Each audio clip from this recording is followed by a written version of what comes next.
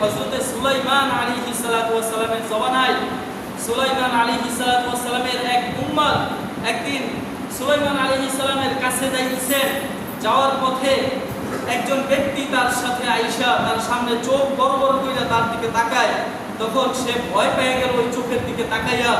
তারপরে ওই ব্যক্তিকে জিজ্ঞাসা করলো যে কে তুমি, তুমি আমার দিকে এইভাবে করে তাকাইতেছো কেন? ওই ব্যক্তি বলতে লাগলেন যে আমি তো মালাকুল মাউত, আমি তো আজরাইল। এই কথা বলার পরে ওই ব্যক্তি তাড়াতাড়ি কইরা হযরতে সুলাইমান আলাইহিস সালাতু ওয়াস সালামের দরবারে চলে গেলেন। গিয়া বলতে লাগলেন, হে বাদশা সুলাইমান, হে নবী, হে পয়গম্বর, আপনি আজকে একটা কথা আমাকে বলবেন যে আমি আপনার কাছে আসলাম, আসার পথে আমার সাথে একজন ব্যক্তির সাথে দেখা হয়ে গেল। তার চোখের দিকে তাকাইয়া আমি এত পরিমাণের ভয় পাইছি, জীবনে আমি আগে কোনোদিন এত ভয় কোনোদিন আমি পাই নাই। তখন বলতে লাগলেন যে তার নাম কি? বলছে তার নাম আজরাইল, মালাকুল মাউত। এই কথা যখন বললেন যে আজরাইল তোমার কাছে আসছিল, জি অবশ্যই আজরাইল আমার কাছে আসছিল, তবে আমি আপনার কাছে একটা কথা, একটা আবদার আমি আপনার কাছে করব। সেই আবদারটা হইল যে হে বাদশা সুলাইমান, আপনার কথা তো 18,000 মাখলুকাতের সবাই শোনে এবং বোঝে, আপনিও তো সবার ভাষা বুঝেন এবং কি গাছ বাতাস রোদ বৃষ্টি সবাই আপনার কথা মানে, আপনাকে ভয় পায়। অতএব সুলাইমান আলাইহিস সালাম, আমি আপনার কাছে আসছি একটা আবদার নিয়ে, যে আবদারটা এই মহল্লা যেহেতু আজরাইল চিনে ফেলছে, আমি এই মহল্লায় আর এক সেকেন্ডও থাকতে চাই না। আমাকে এখন সাথে সাথে আপনি সেকেন্ডের মধ্যে আমাকে এই জায়গা থেকে হাজার হাজার মাইল দূরে পাঠানোর ব্যবস্থা করেন। তখন সুলাইমান আলাইহিস সালাম মুস্কি একটা হাসি মেরে বললেন যে আচ্ছা ঠিক আছে, তোমারে আমি এইটাই করলাম।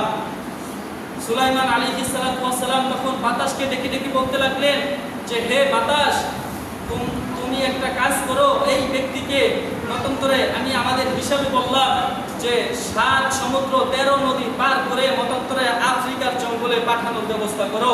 ওই জায়গায় সে নিজের মতো করে বসবাস করার চেষ্টা করুক, বাকি কথা আজরাইলের সাথে আমি পরে বলবো। এই কথা যখন বললেন, তারপরে সাথে সাথে ওই ব্যক্তিকে জায়গা মতো নিয়ে গেল বাতাস। একটু পরেই দেখে যে হযরতে সুলাইমান আলাইহিস সালামের কাছে আজরাইল আলাইহিস সালাম হাজির হয়ে গেলেন। তখন বললেন যে হে আজরাইল, আমি তো তোমাকে মনে মনে তালাশ করতেছিলাম, তুমি আগে একটা কথা বলো, তুমি আমার উম্মতকে এত ভয় কেন দেখাইছো? হুজুর, আমি তো ওর ভয় দেখাই নাই, তবে আমি ওর চোখের মধ্যে তাকাইয়া আমি আমার আল্লাহ পাক রব্বুল আলামিনের একটা মুজিজা দেখলাম, যে ওর চোখের মধ্যে আল্লাহর একটা কুদরত দেখতে পাইলাম। তখন বলতে লাগলেন সুলাইমান যে এই ব্যক্তির চোখের মধ্যে তুমি আবার আল্লাহর কুদরত, কেমন কুদরত দেখলা? তখন বললেন যে হুজুর, তাহলে শোনেন, আল্লাহ তাআলা তার কিছুক্ষণ আগে আমাকে বললেন ওই ব্যক্তির নাম ধরে যে অমুক ব্যক্তিকে তুমি তোমার হিসাবে 7 সমুদ্র 13 নদী পার করে গতন্তর আফ্রিকার জঙ্গলে তাকে ওইখানে বসে তার জানটা কবজ করবা।